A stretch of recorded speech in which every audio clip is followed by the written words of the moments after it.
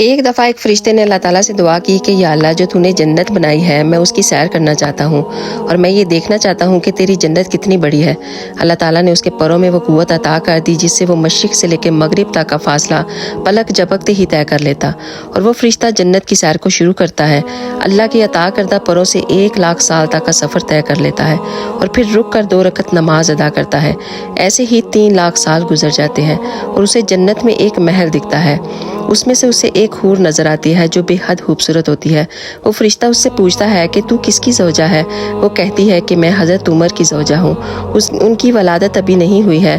وہ فرشتہ پھر سے پوچھتا ہے، میں تو 3,00,000 سال سے اڑ رہا ہوں لیکن اللہ کی جنت ختم نہیں ہو رہی، بتاؤ مجھے پوری جنت کی سیر کرنے میں اور کتنا وقت لگے گا؟